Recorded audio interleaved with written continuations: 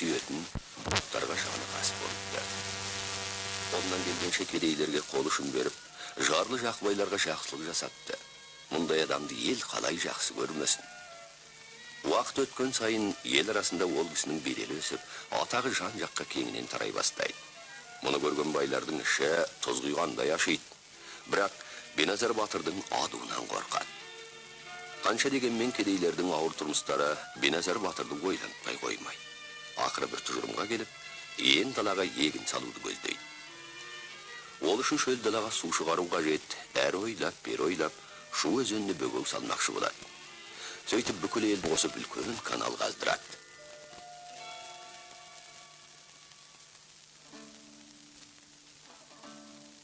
Одан кейін аса өзенге бұғау салып құм далаға су шығарады. Бүкіл жұртшылық болып арпа, бидай, тареге бастайды. Тың жердің түсімі алғашқылардың өзінде жаман болмайды. Көп замай тарыққан елдің қарын тояды. Мұны естіген басқа кедейлер де батыр маңын сағалайды. Бірте-бірте тұрмыстарды түзеле бастайды. Жұртшылықтың құрметіне бөленген Беназардың жауы да көбейе түседі. Олар қайткен күнде де Беназардан кек алудың жолын ойлайды. Ақыры ебін тауып көздеген мақсаттарына жетеді. Қапыда қалып, өмірмен қоштасып бара жатқан сәтте де Беназар батыр ұрпағының қамын ойлап, менің кегімді қуып, бір-бірлеріңмен соғысып жүрмеңдер, ел тыныштығын ойлаңдар дейді. Сөйтіп барып, көз жұмған екен қайран есілер. Иә, бүгінде мынау толқындан ағып жатқан, Мойынқұмның күре тамырына айналған баяғы сол Беназар атамыз қаздырған Беназар каналы. Бұдан Мойынқұм ауданының бірнеше шаруашылығы су алады. Далар жүгері дақылын өсіріп, одан жыл сайын мол өнім өсіруге қол жеткізіп келеді. Міне, мынау өздеріңіз көріп отырған бейіт, әңгімеге арқау болған Беназар бабамыздың бейіті. Ол кісіні Сұңқар шыңының баурайына халқы бір кезде арулап көмген екен. Ел қамын ойлаған аруақты ақсақалды ел жұрты еш қашан ұмытқан емес.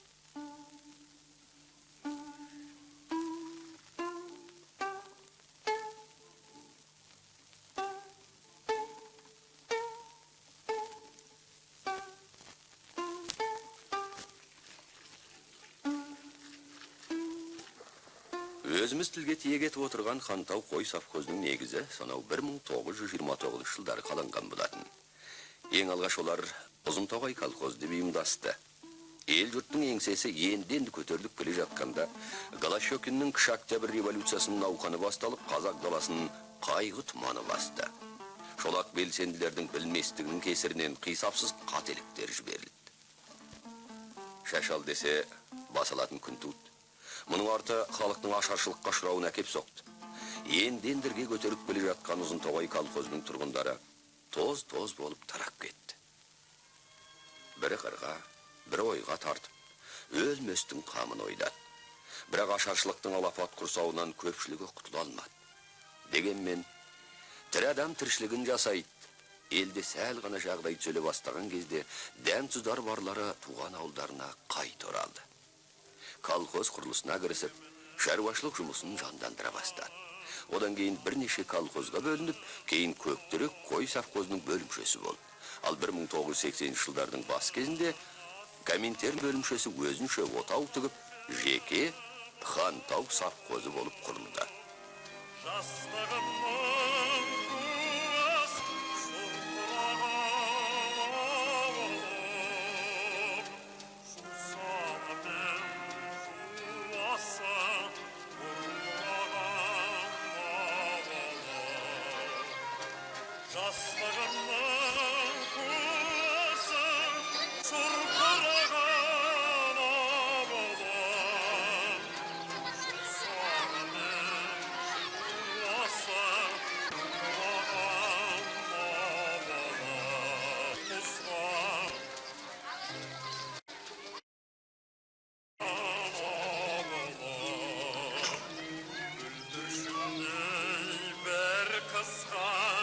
Sıngar kıl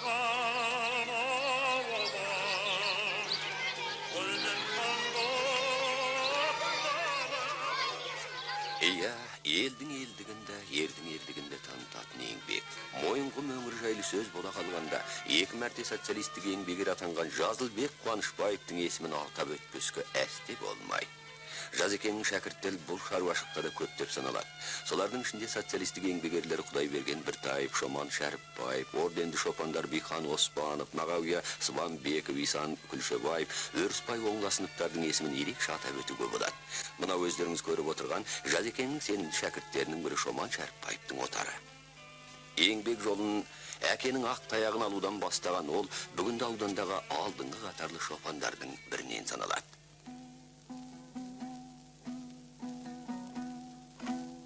Мына бір кең далаға ойлана қарап, сонау көз ұшында бұлдырай көрініп келе жатқан атты адамнан көз алмай тұрған орденді жігіт, совхоздың алдыңғы қатарлы шопандарының бірі Бихан Оспанов. Ол да жастайынан еңбекке араласып, шопанның ақ таяғын қолына алып, отардан отар өрбітіп, кезінде өңіріне орденді тақты. Енді міне, өзінің жолын қуып келе жатқан ұлына қарап, өзінің өткен өмірін жиі еске алады. Еңбек жолымды жалғастырған ұл қыздарым да өзім сияқты абыройлы азамат болса екен деп армандайды.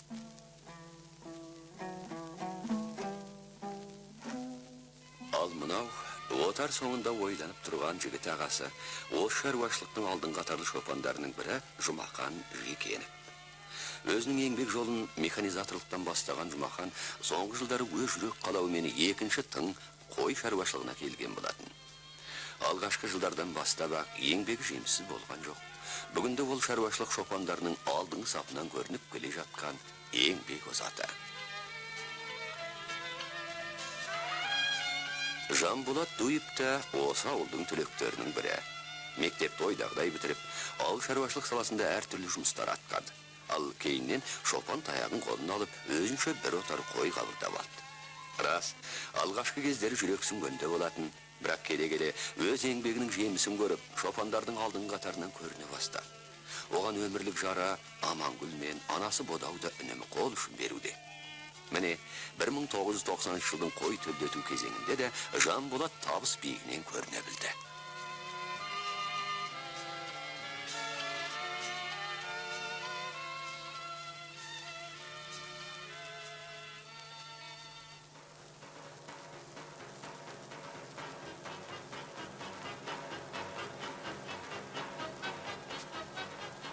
Шаруашылық жұмысы да рет-ретімен келетін науқанға толы емес пе?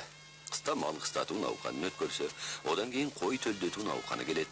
Ал осы қой төлдету науқаны кезінде құны алтынға бағаланып жүрген Қаракөл елтірісін өңдеу де совхозда қатар жүреді. Міне, сіздер сол Қаракөл елтірісін өңдеуден өткізіп жатқан шаруашылық пунктіндегі жұмыс сәтінің бір көрінісін көріп отырсыздар.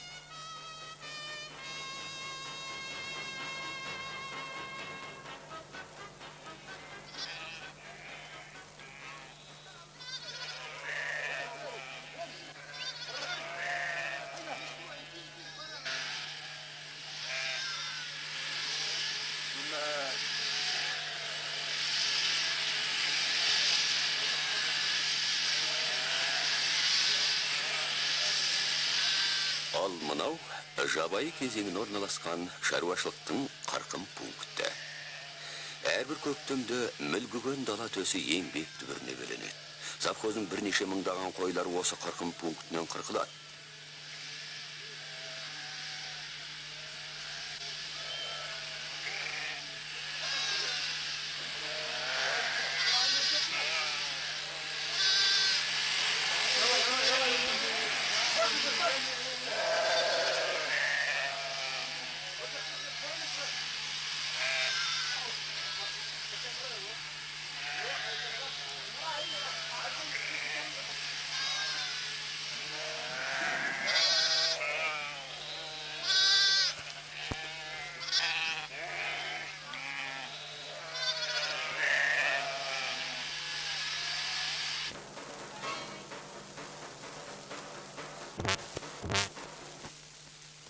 Қызмет көрсету үшін медицина қызметкерлері жиі мал даулда болып қайтады.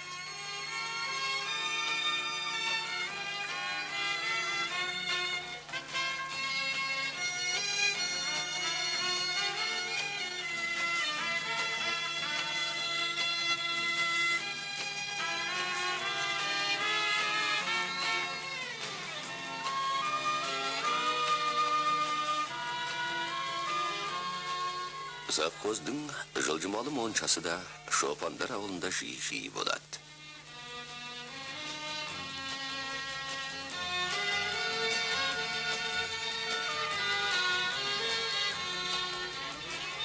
Шіркін моншадан кейін бусанып отырып, терлеп, тепшіп шай ішкенге не жетсін. Мұндай кездері малшылар қауымы да бір серпілі, өздерінше әңгіме дүкен құрып қалады.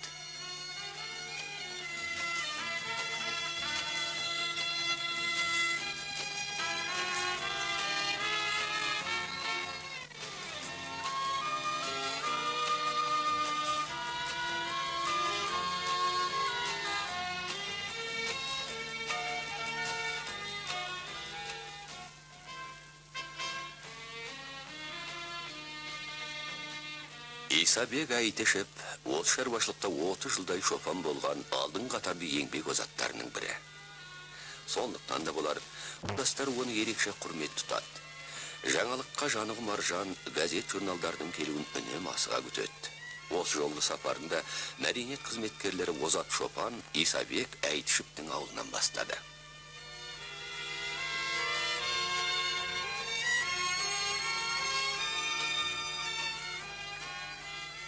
Малшыларға мәдени тұрмыстық қызмет көрсету де жақсы жолға қойылды. Жылжымалы сауда дүкендері малдауылда жиі болып, шопандар көңілінен шығуға тырысады. Міне, малдауылға апталапқа келіп, еңбек адамдары өздеріне қажетті товарларын алуда.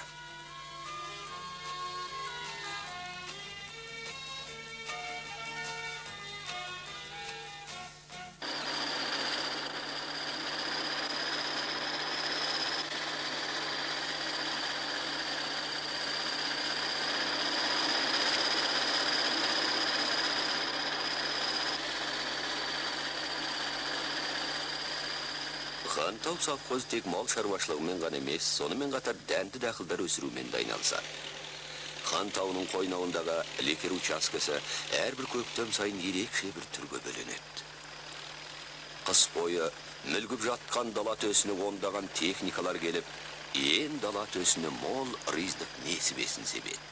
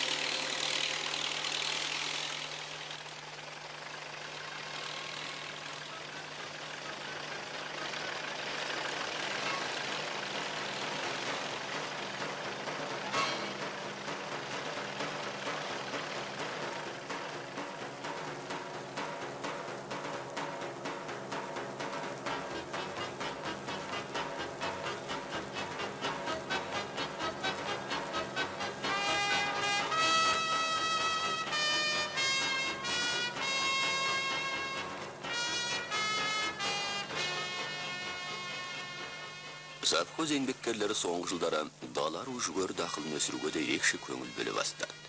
Бүгінде мұнда өз еңбектері мен өзгелерге үлгөнеге болып жүрген озат механизаторлар аз емес. Солардың ішінен Әзен, Мұратбек Аймолдаевтармен қатар Мұхтар Мұсатаев, Оразалы Төлегенов, Мұрат Байғоңыров, Антон Рахымбердиев, Сұлтан Шенгелбаев, тағы сол сияқты көптеген еңбек озаттарының есімін құрметпен атауға болады.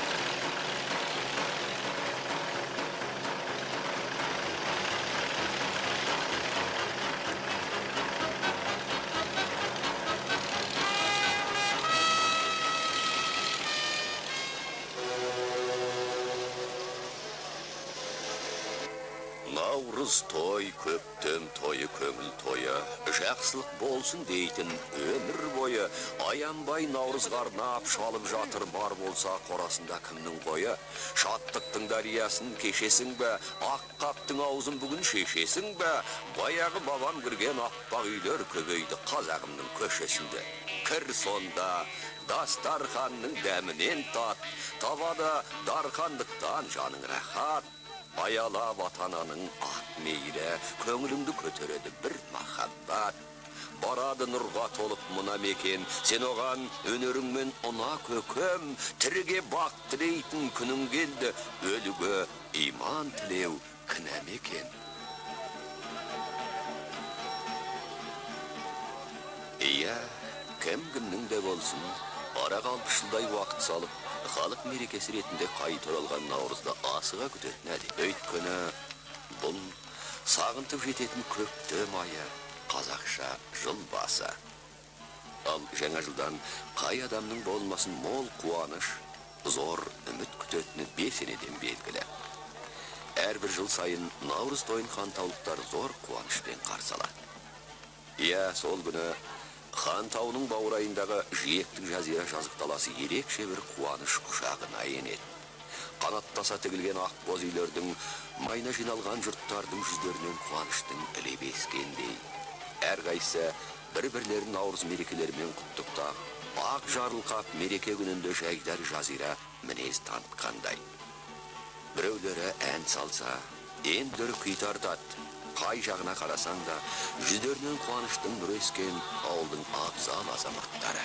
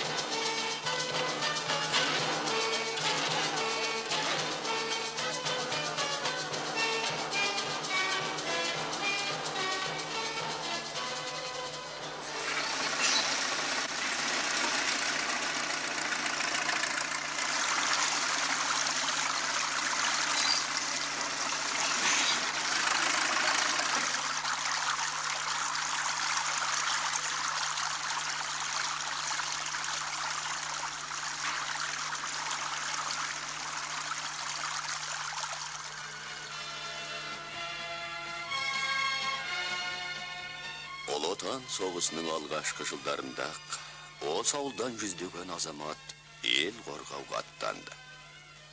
Отан үшін от кешіп, туған елінің болашағы үшін күресті. Ер есімі ел есінде. Ол еш қашанда ұмытылмақ емес. Ұлы жеңістің 45 жылдығы қарсаңында ауыл азаматтары соғыстан қайтпай қалған жерлестеріне ескерткіш орнатты. Оның ашылу рәсіміне соғыс және еңбек ардагерлері, ауыл тұрғындары түгел қатысты.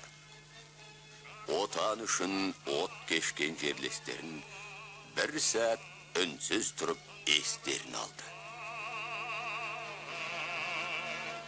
Жеңіс күні, жеңіс күні, жеңіс күні.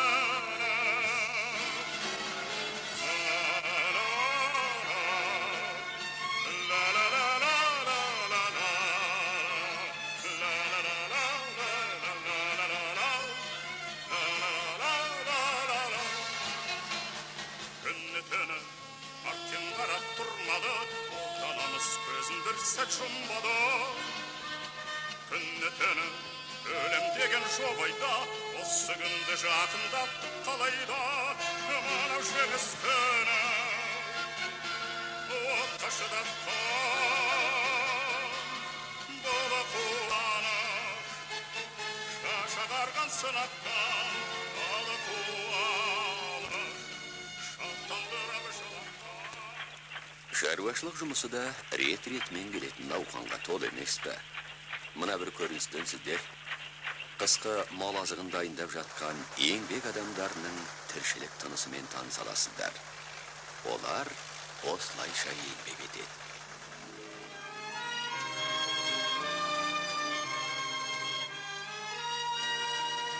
Қазақ СССР халыққа білім беру ісінің озық қызметкері Әнел Тоқбаева Ора Жандосов атындағы орта мектепте 30 жылдан бері үзіліссіз еңбек етіп келеді. Иә, осы уақыт ішінде оның қолынан қаншама жас өмірге қанат қақты десеңізші.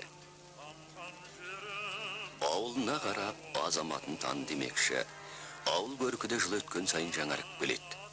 1990 жылдың мамыр айында совхоз тұрғындары өз мектептерінің 40 жылдығын тойлады.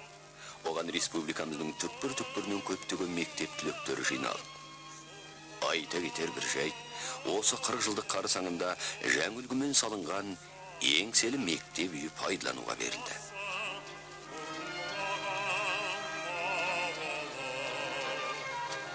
Жастығымның куәсі шұрқыраған ауыл.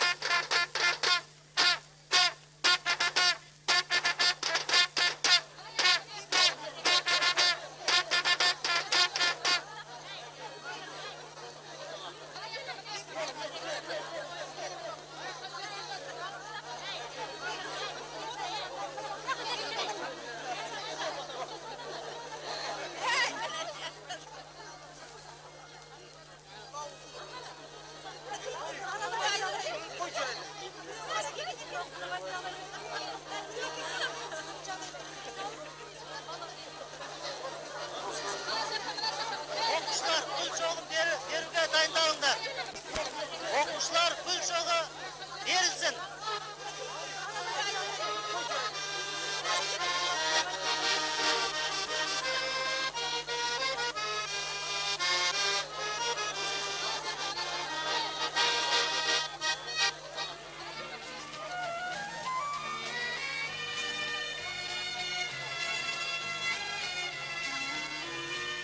Жаңа оқу орнының лентасын осы мектептің түлегі халық депутаттары Мойынқұм аудандық атқару комитетінің төрағасы Әскербек Айтышев, аудандық халыққа білім беру бөлімінің меңгерушісі Мақсат Сейдалиевтер қиды. Мектептің 40 жылдық мерекесі көпшілік жүрегінде ұзақ сақталатындай әсер қалдырды.